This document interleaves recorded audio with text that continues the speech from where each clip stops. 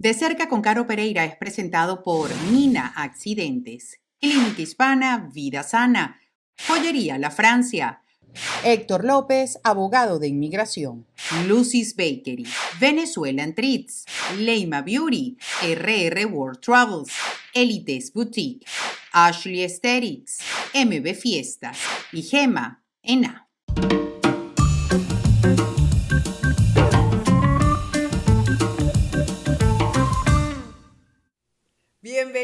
Bienvenidos a De Cerca con Caro Pereira en esta emisión especial. ¿Y saben por qué? Porque es nuestra primera en exteriores, en Houston, en un lugar con una persona que queremos muchísimo. Y esa persona es mi querido Héctor López. Hola, Héctor. Gracias. Bienvenida a Houston y bienvenida a mi casa. Yo estoy muy feliz. Tu casa. Es cierto, estamos en casa de Héctor López y este es el primer programa especial. Héctor López, esta es la primera pregunta que te voy a hacer y la gente no lo sabe. ¿Caraqueño o maracucho? ¿Cómo es la cosa? Caracucho. Eso es lo que pasa. Yo nací originalmente en Caracas, pero cuando tenía 4 años me mudé a Maracaibo y empecé a vivir en Maracaibo hasta que me gradué del colegio de bachiller. ¿Y luego? Luego me regresé a Caracas. ¿Y pudo resistir el guayabo? ¿O se regresó Sí, claro. para Maracaibo después? No, bueno, yo me regresé a Maracaibo. Ok, qué buena pregunta. Lo que pasó fue lo siguiente, que nosotros nos mudamos a Caracas porque mi papá se fue a trabajar allá. Y después que estaba allá, yo estaba en la mitad me faltaban 2 años para graduarme de bachillerato. Y como te podrás imaginar, yo venía con todo mi grupo del colegio desde primaria y ya cuando estábamos en el... Ya al final, me faltaban 2 años, estaba en 4º año de bachillerato, yo me fui a Los Arcos, que era el mismo colegio de Maracaibo, el de Los Robles, y cuando llegué allí no me adapté, no me gustó el colegio, la gente, yo estaba, ¿sabes?, desadaptado porque eso es un grupo de gente que también venían juntos desde primaria y yo decidí regresarme a Maracaibo a completar allá los 2 años que me faltaban, o sea, el 4º y 5º año, y me mudé a casa de mi abuela. Y me regresé a Maracaibo hasta que me gradué de bachillerato y luego me regresé a Caracas. Cuéntame algo, tu papi, piloto. Sí. Tu mami, una mujer súper encantadora, aún pues acompañándote aquí en Estados Unidos. Pero yo quiero que me cuentes de la infancia. Ustedes son 3 hijos, el único varón, el menor. Sí, señor. Cuéntanos de tu infancia, cómo eran esos fines de semana, Héctor, en casa de tu familia. Depende de la edad. Ajá, chiquito, hasta bueno, menos chiquito, de 10 años. Vaya, o sea, vivía en Maracaibo. Bueno, yo me acuerdo que yo tenía en el colegio... chiquito, no creo que antes de los 10 años, pero como a los 12 años, a mí me encantaban las motos. Entonces me compraron una motonetica de esa chiquita, como de 50, una 50 chiquita, y mi papá me dejaba ir solamente alrededor de la cuadra, pero yo me iba por todo Maracaibo. O sea, era tremendito, Héctor López. Sí, no, entonces me encantaba también hacer rampas, de bicicross. Yo manejaba bicicross y hacía unas rampas enormes y me iba con los amiguitos de la cuadra a montar bicicleta y todo. Bueno, me acuerdo que la primera vez que salí en moto, o sea, que me compraron la moto, el primer fin de semana me fui con un amigo que también tenía otra moto que le habían comprado y nos fuimos a hacer motocross. Yo nunca en mi vida había hecho motocross, pero era una motica que no está preparada para eso. ¿Y cómo llegaste a la casa? Todo partido, todo roto. ¿Cómo no va a llegar? Llegué todo roto, todo partido, me di matracazo ahí. Y bueno, Pero sí. óyeme, eso ahí no terminó el amor por las motos. No. ¿Eso la reforzó? Sí, yo siempre he tenido motos en Venezuela, bueno, cuando estábamos en Caracas, y sabes que el que vivió en Caracas sabe lo peligroso que es tener motos en Caracas, el tráfico y la cosa. Y mi papá nunca me permitió tener moto hasta que ya yo era mayorcito de edad. Y un buen día llegué yo a la casa con una moto que me había comprado yo con el esfuerzo de mi trabajo. Y reuniendo y tal, y me compré mi moto y mi papá estaba, bueno, sácame esa moto de aquí, que te vas de aquí porque eso es, ya estás comprando el ataúd, porque te vas a morir, te vas a matar, que no sé qué cosa. Y bueno, la moto la tuve poco, la tuve como un par de años y después la vendí justamente antes de venirme para acá. Fíjate algo, ¿cómo es ser un hijo de un padre piloto? Es decir, un padre que por tanto trabajo no estaba en casa. Claro. Pero también por otro lado, todo lo que tú pudiste vivenciar, vivir con tu papá en todos sus ejercicios como piloto? Cuenta eso. Total, fíjate que mi papá tenía por piloto, tenía que ir a cursos todos los años. Muchas veces eran 2 veces al año que tenía que ir a cursos y en esos cursos tenía que hacer simuladores de vuelo y todo eso. Y él nos llevaba, o sea, a mí me llevaba. Yo como hijo varón, siempre me venía con él para los Estados Unidos a hacer eso. Y en más de una ocasión me permitieron, inclusive el instructor, sentarme en ese simulador de vuelo, que es muy real, los pilotos saben lo real que es ese simulador, que se mueve y todo, y sientes el vacío y todo en el estómago cuando bajas, o sea, y yo lograba, me permitían despegar ese avión, y para mí eso era una cosa impresionante, ¿verdad? Yo tendría como, de repente, unos 13 años. Oye, pero tanto así que tú deseaste en algún momento ser piloto. Sí, yo siempre quise, de hecho. Y tienes la pinta para ser piloto, Héctor López. ¿Qué pasó allí? Yo quería ser piloto originalmente, pero cuando ya yo estaba graduándome de bachiller, yo me gradué como de 16 para 17 y yo le digo a mi papá, yo quiero ser piloto. Y mi papá me dice, no, piloto, usted no tiene edad ni para manejar un carro. ¿Cómo vas a pretender manejar un avión? Vamos a hacer una cosa. Usted gradúese, estudie una carrera, después que son 5 añitos, después que usted se gradúe, va a tener todavía 20 cortos años. Si en ese momento todavía quieres estudiar para piloto, yo te pago el curso. Mira. Yo dije, ok, trato.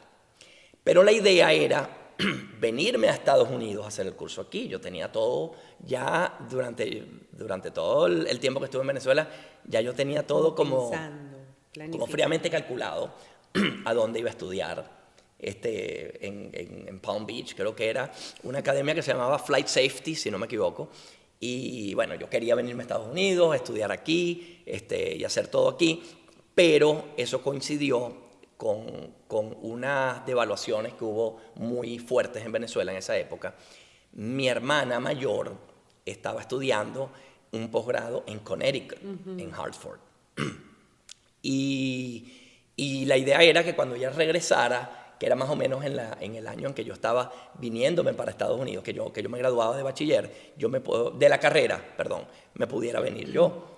Y lamentablemente no ocurrió así. Viste, claro. Porque se acabó el dinero. Claro. Mi papá me dijo, no hay dinero para mandarte. Más bien mi hermana estaba regresando. Y yo me quedé como que, ok, me toca buscarme un trabajo. Claro. Y eso fue lo que hice, pues. Óyeme, pero hubo otra carrera que tú dijiste, mira, como que por aquí me voy. ¿Cuál era? Bueno, hasta que yo no sabía que iba a estudiar Derecho. Ajá. De hecho, yo pensaba y yo decía que iba a estudiar Economía. ¿Y eres bueno con los números? Me gusta la finanza. Trabajé en Merrill Lynch, trabajé por varios años después que me gradué. Eso es una parte que nadie sabe. Pero yo estuve muy metido en el área financiera, en el área de trading. ¿de verdad? Y yo quería hacer el Serie 7, el Serie 8, todo eso para enfocarme en esa área. Porque después que me gradué de abogado, yo empecé a trabajar en esa compañía y me empecé a formar en el departamento de compliance legal, en el departamento legal de compliance, empecé a hacer lo que llamaban un management track, ¿okay? Y me exigían que tenía que pasar el Serie 7, el Serie 8 para gerente y todo eso. Y bueno, eso fue lo que hice. O sea, luego yo pensaba que iba a ser economista y unos pocos meses antes yo dije, no, yo como que voy a estudiar mejor Derecho. Y no tenía ni idea que hacía un abogado. De hecho, ni te encantaba. A mí no me gustaba. O sea, por mí era por estudiar cualquier cosa, para complacer a mi papá. Para que luego me mandara al curso de piloto. Escúchame algo. Inicialmente no querías estudiar Derecho, ni siquiera te gustaba. Y la gran pregunta que te hacemos es, ¿cuándo le comienza a sentir interés Héctor López por el Derecho? Yo creo que fue en tercer año de la carrera. Ajá. ¿Por qué? ¿Qué materias viste que dijiste? Empecé a ver derecho laboral, derecho civil, o sea, otras partes de la carrera que eran un poquito más prácticas. Por los primeros 2 años, cuando yo estudié era por año, no por semestre, y los primeros 2 años de los 5 eran muy teóricos, eran muy derechos romanos, ¿sabes? Cosas muy históricas, que las asumía un poquito aburridas. Pero ya después en tercer año empecé a ver más como la práctica de la cosa y dije, bueno, ahora como que sí me está llamando la atención. Me acuerdo que había una materia que me encantó, medicina legal. Era una Una opción, materia, sí. una materia que me encantó porque te enseñaba a poder determinar inclusive que si la posición de cómo una persona falleció, la edad de cuánto tiempo tenía de fallecido, o sea, cosas así como que era muy, muy tipo CFI, CSI, Sí. ¿no? Y esa parte me gustaba mucho, Detective. o sea, como de detective, Sí. así de... De Esa parte me investigación. gustó bastante, pero sí, a mí me empezó a gustar la carrera en tercer año y después me encantó, o sea, para el momento que yo me gradué, yo estaba feliz de ser abogado. ¿Y tú sabías cuál era el área que tú querías irte? ¿Tú lo tenías muy claro o lo fuiste como descubriendo con el No tiempo? tenía idea. Ajá. Yo me gradué con cero expectativas. De hecho, dije, bueno, me tocará buscar trabajo porque cuando la expectativa inicial mía era graduarme, venirme a Estados Unidos Claro. a estudiar Piloto. piloto. Y en ese momento ya no era la edad, sino el dinero. Mi Claro. papá me decía, no te puedo costear esto en este momento. Tu hermana está regresando. Y yo dije, bueno, está bien, me voy a buscar un trabajo y me voy a poner trabajo. Y el primer trabajo que conseguí fue Merrill Lynch, Mira. justamente. Entonces, porque tenía un amigo que trabajaba ahí, me recomendó y tal, me entrevistaron y me dejaron. Y estuve allí como 2 años, un poquito más de 2 años. Y yo estaba feliz, o sea, a mí me fascinaba todo lo que era el mundo de las finanzas y todo, y era desde un enfoque legal Diferente, también, claro. porque mi jefe era abogado también, o sea, mi jefe era abogado y lo habían de hecho transferido de Europa, porque estaba en otra sede, y era venezolano, también graduado en la Católica, de abogado, y a mí me encantaba todo lo que hacía porque era cumplimiento, era Claro. compliance. Y además que tú nunca te paraste porque tú después hiciste un posgrado. Sí, de hecho, justo estando en Merrill Lynch, mi jefe directo se movió de firma para otra firma y antes de irse, él me preguntó, mira, yo me voy, yo sé que a ti te gusta esto y me dijo, ¿qué puedo hacer por ti? Y yo le dije, tú me estás ofreciendo algo, ok, béquenme para un posgrado, yo quiero hacer un posgrado. Y se quedó así, me dice, ¿quieres hacer un posgrado? Sí, yo quiero hacer un posgrado en tributario, en derecho tributario. Y me aprobaron, lo sometieron a revisión, a revisión, todo. los jefes todos lo aprobaron, estuvieron de acuerdo y me becaron para hacer el posgrado, trabajando full time. Claro, sí. Me cambié a estudiar en la noche, me Sí. puse a estudiar, yo salía del trabajo y me iba para el Paraíso Sí, era en a el estudiar, Paraíso, porque claro. la sección de posgrados de la Santa María es en el Paraíso. Y allí estuve, hice mi posgrado, me gradué, eso sí, con excelentes notas. Claro.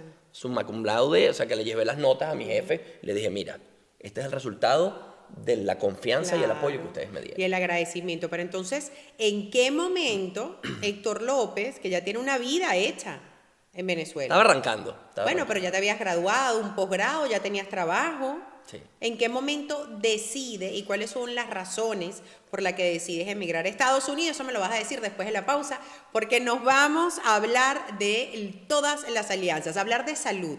Hablar de medicina en Estados Unidos es completamente diferente en nuestros países. Aquí necesitamos un médico primario, por eso yo te quiero recomendar a los míos, a la doctora Laura, el doctor Rafael de Clínica Hispana Vida Sana, en cualquiera de sus 3 sedes en Dallas, trabajan hasta los domingos, así que ve y visítalos. Pero también te quiero recomendar que si quieres hacer un regalo y quedar como un rey, ve a Joyería La Francia, en cualquiera de sus sedes, tanto en Florida como en Dallas. Oro 14 y 18 quilates, financiamiento y sistema apartado, así que queda como un rey en Joyería La Francia.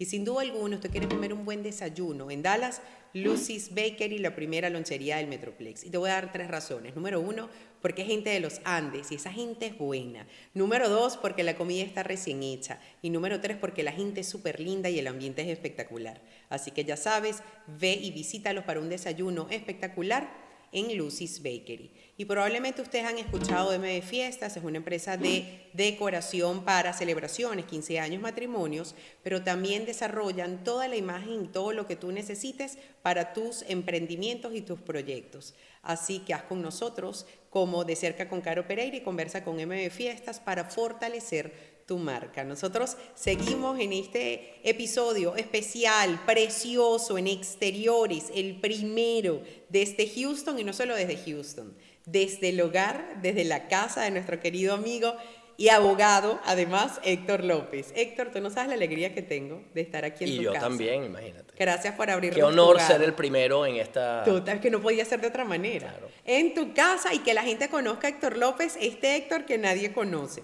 Bueno, muchacho, usted tenía su vida lista, bella, arreglada en Venezuela. ¿Por qué te vas para Estados Unidos? ¿Por qué te vienes para acá? Trabajando en Merrill Lynch, hubo una caída fuerte en los mercados asiáticos en el 99 y eso afectó a nivel global toda la economía y por supuesto la empresa donde yo trabajaba no estaba exenta y hubo un recorte de personal severo de más del 50% de la oficina, de una oficina de más de 100 personas. Nos quedamos sin trabajo más de la mitad. De arriba hacia abajo fue completamente vertical y bueno, tuvieron que hacer eso. Para mí fue como, no fue un golpe, para mí fue, lo sentí más bien como un empujoncito que yo necesitaba para hacer otra cosa, porque gracias a Dios, como tú dices, yo tenía todo resuelto, pero yo todavía vivía en mi casa con mis padres. Claro. Yo no tenía cargas, yo no estaba casado, yo no tengo hijos en ese momento, o sea, para mí, o sea, que me dieran una cajita feliz de layoff Claro. en esa época donde me liquidaron cuádruple, Claro. más bien yo estaba contento. Total. Yo cuando me abren la carpeta y veo el cheque, yo digo, ¿dónde firmo? Coroné. Yo estaba feliz porque yo era un chamo de 23 años, 24 años. Claro. Y, sí, no me acuerdo. Un muchachito. Sí, yo digo, un chamo como yo, que me den esa cantidad de dinero, para mí es un coroné, Claro, pues. O sea, claro.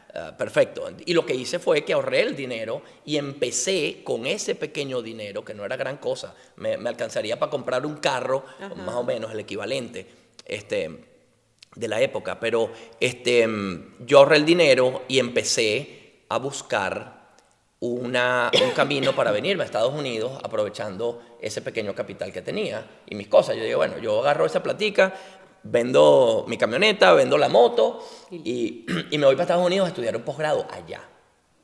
Mi idea era venirme a hacer un posgrado en Derecho. Y yo pasé un año casi después de eso buscando y haciendo búsquedas por internet, pero oye, el internet de aquella época no era el de hoy. Claro. Eso era el dial-up, de esos que llamas y marcas y el y se abren las páginas como que poc, poc, poc. Yo estuve un año buscando un montón de tiempo. Universidades, buscando programas que fueran compatibles con abogados extranjeros. Claro. Que te dieran la I-20 y todo este que tema. Me dieran la carta visa. Y bueno, conseguí, haciendo mucha búsqueda y mucho análisis, que para mí hoy día lo veo, miro hacia atrás y digo, wow, es sorprendente que yo a esa edad tan corta, yo estaba analizando todas esas cosas para llegar a la conclusión que tenía que venirme a Texas. Yo me vine a Texas no porque tuviera una tía que vivía aquí, porque sí tenía una tía que tenía 4 años viviendo aquí, pero esa no fue la razón. Yo me vine a Texas porque yo hice un análisis del costo de vida, de oportunidades de empleo, de programas de estudio, tomando en cuenta los costos en la universidad de los programas de estudio y las universidades a las que yo tuviera realísticamente un chance. Y yo llegué a Texas por eso. Yo dije, bueno, me quiero estudiar en la Universidad de Texas en Austin. Esa fue primariamente mi primera opción. Y eso quiere decir que tú te viniste completamente planificado. Pero ese proceso, Héctor, el venir, la expectativa, porque tú ya habías hecho la tarea previa del de la visa, pero esa es apenas una parte. Sí. La parte comienza cuando llegas acá.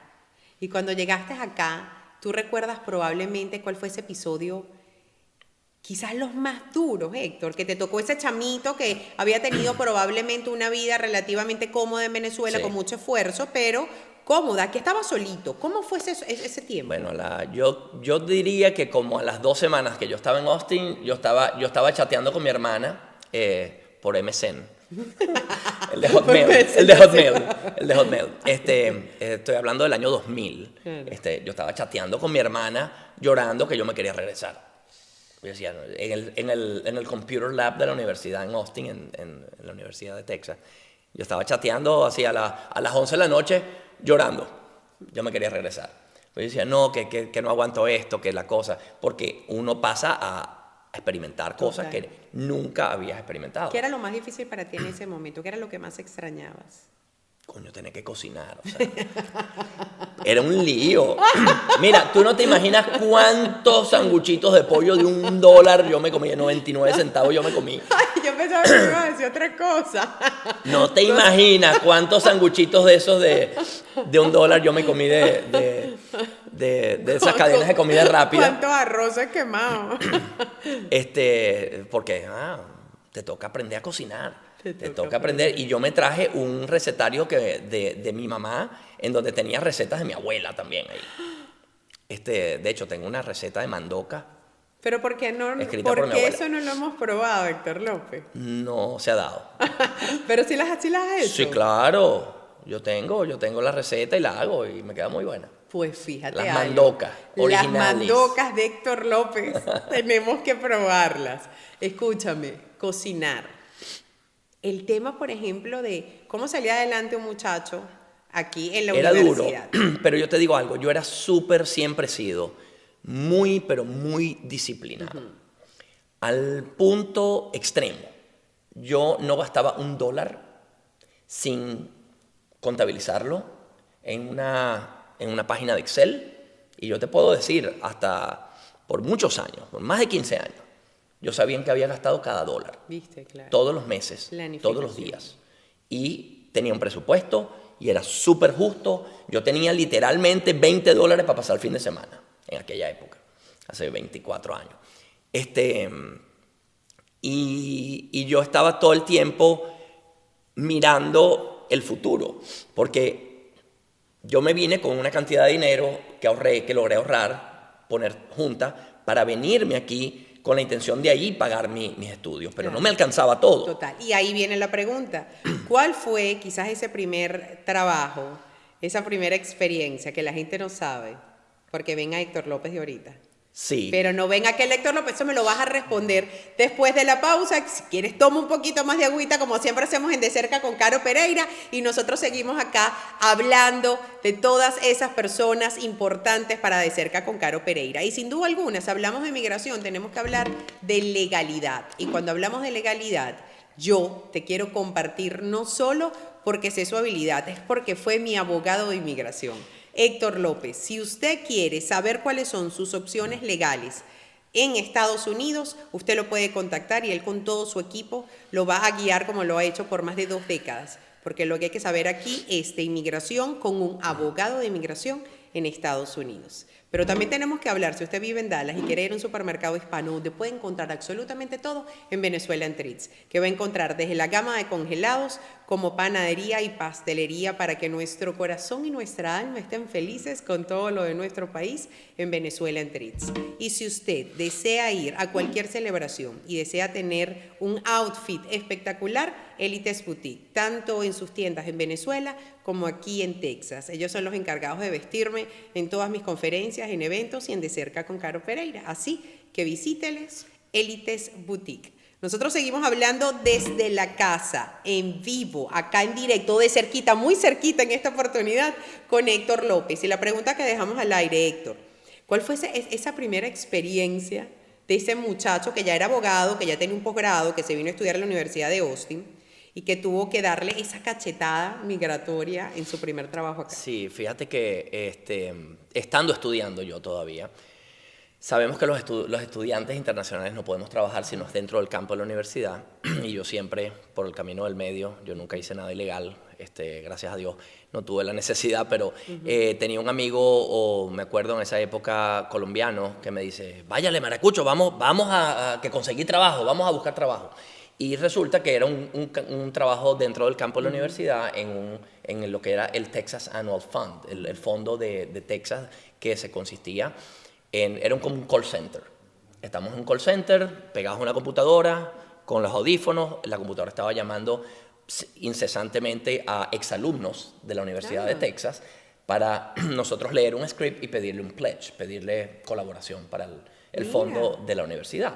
Y era una manera, yo lo vi como una oportunidad increíble para poder practicar el inglés, O sea, yo decía, esto es fabuloso. Estoy haciendo un curso de inglés y me están pagando. Sí. Me pagaban $7.75 la hora. Ah, bueno, pero estaba muy bien. Era un shift, como de Claro. 4 horas, algo así. Claro, eso era lo malo, las 4 horas, claro, pero Sí, y estabas constantemente hablando ahí, forzado, machucando el inglés, leyendo. Practicando. Y practicando, y te estaban pagando. Y eso lo hacíamos, yo lo hacía por eso y porque de ahí sacaba un poquito más de $20 para el fin de semana. Claro. Para poder salir a rumba. Yo no tenía carro, yo no tenía celular, yo no tenía nada. Cuando yo llegué a Austin, yo llegué con mis 2 maletas y no tenía nada, y no tenía dinero para comprar un carro. ¿Y cuál era la diversión, por ejemplo, de Héctor López en esa época con $20? El universitario acá, ¿qué hacía? Íbamos a la calle 6, la calle 4, allá en Austin, que es la calle de los bares. Y sabes, Austin es una ciudad muy, muy divertida porque hay barcitos, hay música en vivo, es la capital de música del mundo, como le llaman. Y yo viví un año allí y nosotros íbamos los fines de semana de barcito en barcito, obviamente entrando solamente los que no cobran cover, porque yo no tenía plata. Ahí tienen el Entonces, si dato. tengo $20 y me cobran $5 de cover, ya me Claro. fregué, ya me gasté el 20% Era de para los traguitos, no para el cover. Entonces me tomaba 2 cervezas y ya, que te costaban $6-7 y chao, ya. ¿En qué momento tú te gradúas acá?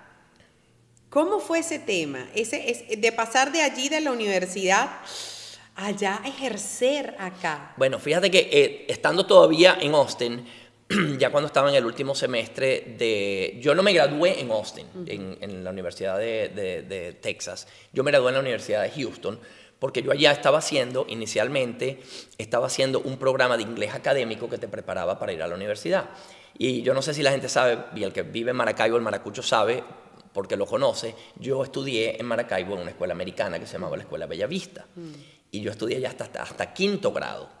O sea que yo cuando me transferí a Los Robles, en Maracaibo, una escuela normal venezolana, yo venía de un sistema completamente americano, yo hablaba inglés como un gringo, o sea, yo crecí como había ido al elementary school aquí, pero allá. Y después de ahí yo perdí mucho mi vocabulario, y por eso tuve que venirme a hacer un inglés académico. Decidí hacer en esa universidad porque era donde yo quería hacer mi posgrado. Y al final de cuentas no pude entrar en esa universidad porque el examen del TOEFL que tenía que hacer para entrar, me perdieron una parte del examen que yo hice manuscrita. Y el centro donde yo lo hice, al parecer, me mandó una carta. Todo el mundo recibió su nota a las 4 o 5 semanas y habían pasado 7 semanas y yo no recibía mi nota. Y las universidades no podían esperar. Claro. Yo fui a reunirme con la directora del programa de posgrado y me dice, Héctor, ya yo prácticamente hice las decisiones por este año. Yo te puedo considerar de nuevo para el año que viene. Y yo dije, yo no puedo esperar. Claro. Yo necesito hacer algo. Entonces, ahí fue cuando yo dije, bueno, yo tengo que aplicar a otras universidades. Y apliqué a 3 universidades más, que fue la Universidad de St. Mary's en Dallas. No, St. Mary's es San Antonio. SMU en Dallas. Correcto. Ajá. Southern Methodist y la Universidad de Houston. Y ganó Houston. Ganó Houston porque era la más barata. Ah, mira. Las otras 2 eran privadas y eran muy costosas y no hubiera podido, o sea, hubiera tenido que decidir estudiar o comprar un carro. ¿Qué hubiese hecho Héctor mejor en esa época? Esta es una pregunta compleja. Yo no creo que hubiese cambiado nada. Porque todo lo que yo he experimentado, lo que yo he vivido a lo largo de mi vida, desde que yo llegué a este país, ha tenido un propósito en algún momento de mi vida posterior. ¿Y qué le dices a esas personas, por ejemplo, que están en ese proceso de estudiar, que tú dices, mira, yo, después que pasé todo esto, estos son quizás los 3 consejos o 3 claves que hice, o que quizás no hiciste, pero las 3 cosas puntuales que tú le dices a la gente que nos pueda estar escuchando? Que crean en sí mismos y que sepan que aunque estén pasando algo transitorio, eso no va a ser el fin, ese no va a ser el destino de lo que van. Cuando yo estaba estudiando, o ya recién graduado del posgrado de Derecho aquí en Houston, ya cuando recibí mi OPT, que en esa época se podía trabajar en cualquier cosa, no estaba únicamente, exclusivamente en tu área. El primer trabajo que conseguí fue en un restaurante. Y yo era mesonero. Y yo me encontré siendo mesonero a personas que yo conocía de Venezuela, que yo les servía. Y me decían, oye, ¿y tú por qué estás haciendo de mesonero? Y yo dije, tú no entiendes nada. tú no entiendes nada. Esto es algo transitorio para mí y estoy agarrando una experiencia tremenda. Total. ¿Ok? Porque te enseña cómo trabajar con público. Te enseña, te pone los pies en la tierra. Te enseña a darle valor a muchas cosas que hoy día uno las valora más cuando las tiene. Y que si no lo hubiera vivido, no hubiera transitado por eso, de repente no lo valorara de la misma manera que lo hice. Tú has logrado a donde has llegado, sin duda alguna, por disciplina, por mucho esfuerzo, por hacer, Sí. tratando de hacer siempre las cosas muy bien, porque Sí. eres una persona muy organizada y estructurada en tu plan. Sí. ¿Cuándo decides tú, cuándo se te da ese corazoncito como para tú decir, es por migración? Porque cuando yo me gradué, estaba en el último semestre de la carrera, del posgrado, yo necesitaba llenar unos créditos para graduarme. Y las opciones que tenía en el pensum para elegir eran unas que eran 4 horas me faltaban 3 horas crédito para completarlo. Eran de más de 4 horas crédito, 4 y 5 horas crédito, que requeriría más dinero, Claro. y requería más esfuerzo y más clases y más todo. Y otras que eran de 2. Y las únicas que eran de 3, una de esas era Immigration and Business. Ahí va. Y yo dije, me voy a meter aquí porque de paso me va a servir para conocimiento general de inmigración, para mí también. Y yo me metí ahí y tuve la dicha de haber sido pupilo, de mi profesor fue un profesor que era juez aquí, que es muy respetado, que ya falleció, y fui una de las últimas clases de él antes que falleciera. Él falleció como 2 años después que yo me gradué, que era Joseph Vail, el profesor Joseph Vail, que hoy día la clínica de inmigración de la Universidad de Houston se llama Joseph Vail. Como el profesor. After him, o sea, con el nombre de él. Yo quiero preguntarte a ti, quizás para que pienses, porque quizás ves atrás y dices, Héctor, ese Héctor, el de Caracas, Maracaibo, el que se puso ahí como piloto con su papi. ¿Tú alguna vez te imaginaste el guiar, el orientar, el permitir que tanta gente logre un estatus legal en este país? La verdad que no, yo no sabía, porque cuando yo me vine a hacer el posgrado, la ilusión que todo el mundo tenía era regresar y trabajar en la industria petrolera. De hecho, mi idea en el momento que yo me vine era, yo me voy a Estados Unidos, voy a tomé muchas clases en mi pensum orientadas a international business, a petróleo, energía, contratos de energía, todo eso, y lo hice en la Universidad de Houston. Yo dije, si me toca regresar, yo creo que con esto voy a tener una ventaja para poder optar a un empleo en la industria petrolera. Claro. Y ese era mi objetivo en ese momento. Las cosas se dieron por otro lado y yo no me lo esperaba, no lo sabía, pero me seguí desarrollando en esa área, porque el primer trabajo que conseguí después de graduarme, después del trabajo formal en mi área, fue en una firma de inmigración. Pues fíjate, ya son tantos años, 2 décadas. Sí. 2 décadas en esto. Pero también ahí hay una parte de Héctor López que la gente no conoce. Y es la gente, esa partecita, esa faceta de Héctor como padre. La niña grande, 2 niños pequeños varones, así que tiene el combo perfecto. 3 muchachos ya. 3 muchachos. Sí, señor. Con años de diferencia. ¿Recuerdas cuando nació, pues, tu niña, esa primera ilusión? Descríbenos ese momento cuando nace la chiquita. Bueno, imagínate, o sea, cuando tú ves por primera vez a un hijo, a alguien que salió de ti, o sea, que es parte de tu vida, de tu sangre, obviamente sientes unas fuerzas internas muy grandes, y bueno, por supuesto que uno, al mismo tiempo eso viene acompañado con una sensación de responsabilidad, de decir, esto es un ser humano que depende de ti, de aquí en adelante. ¿Y cómo es el Héctor con años de diferencia? Porque eres padre con muchos Sí. añes de diferencia. El Héctor de ahorita, con el Cristian, que es el mayor de los 2 chiquitos. El terremoto. ¿Cómo es ese tema de ser padre? ¿Cuál es la diferencia? ¿Se siente la diferencia? Totalmente. Y cada niño tiene una personalidad diferente. Ajá. Y es una historia distinta. Sofía era mucho más tranquila. No sé si es por el hecho de que era niña. Era probable. mucho más tranquila. Y Cristian ha sido terrible desde que empezó a caminar. O sea, él es el que más mal portado de todo. Y Daniel, que todavía no sabemos porque no camina, apenas cumplió 6 meses hace poco, pero él se le ve una mirada un poco más dulce. Sí. Era distinta. La mirada Sí. de Cristian no era como la de Daniel. Claro, Cristian siempre fue como más picarón. Es más picarón. Sí, es que es como más atrevido, Y así más es, picarón. y así es sí. su personalidad hoy. Sí, y aquí lo increíble es que los dos niños, tanto Cristian como Dani, pues es buenísimo porque uno se parece al papi y otro se parece a la mami. mamá. Así que tienen un mix allí.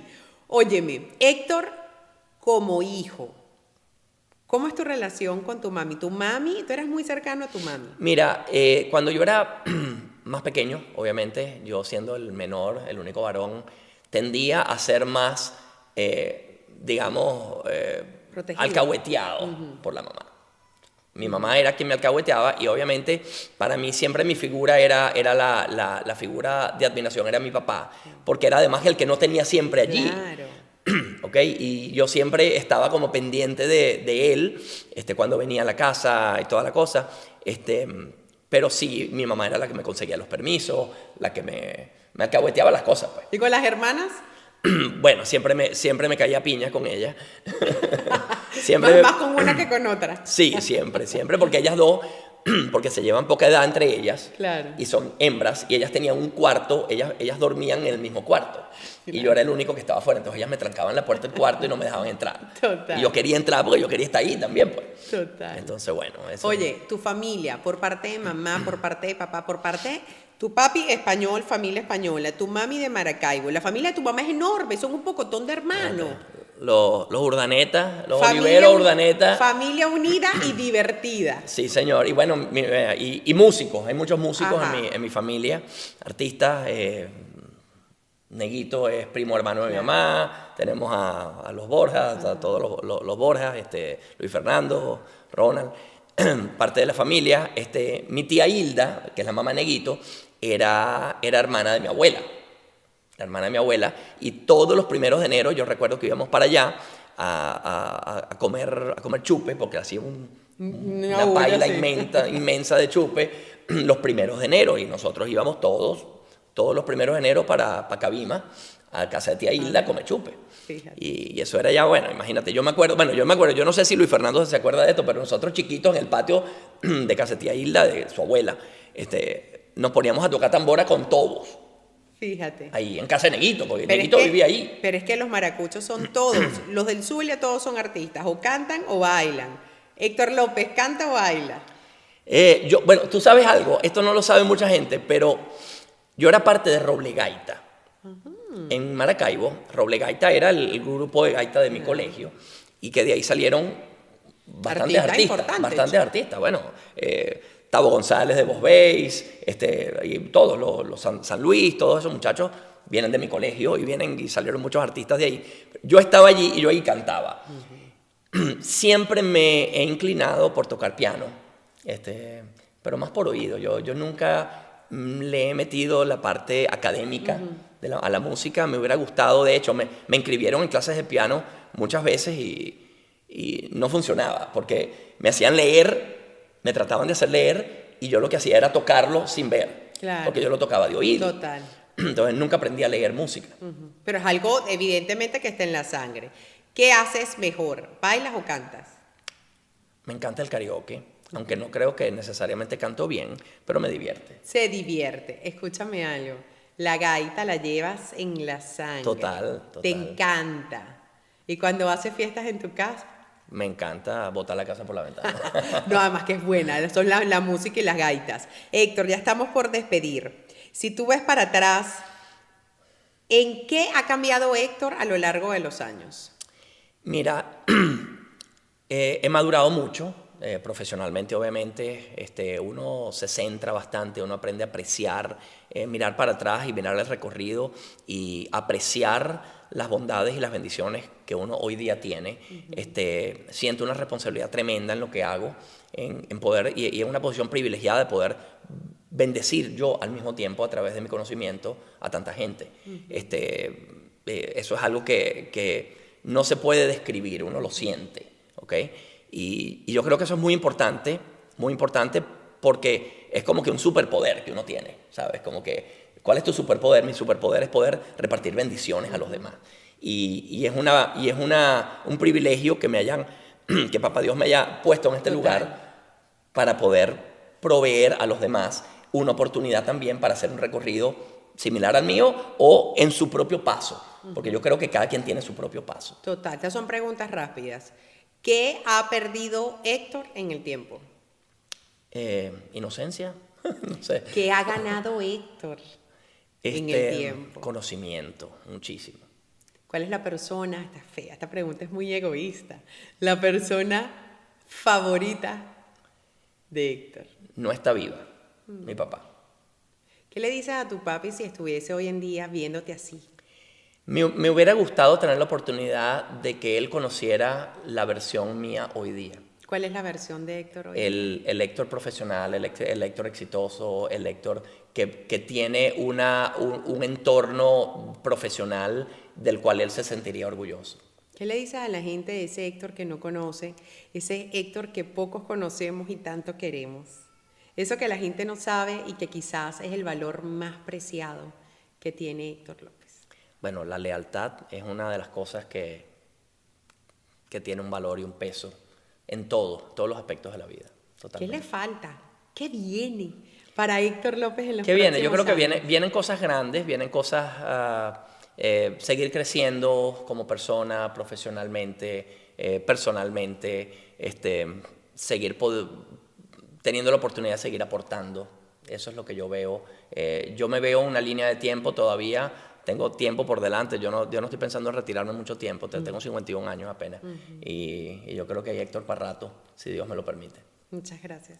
Gracias por la invitación. Te quiero mucho, te admiro. Ya tenemos 6 años Así es. guiando a tanta y tanta gente. Esto que comenzó en Houston, esta relación que comenzó en Houston y que sin duda alguna tenemos en este programa súper especial en tu hogar, que eso se agradece en el alma. Gracias. Cuando se abre el hogar para esto, como también estamos abriendo nuestro corazón para que conozcan al Héctor López, el abogado de inmigración, pero hoy el maracucho.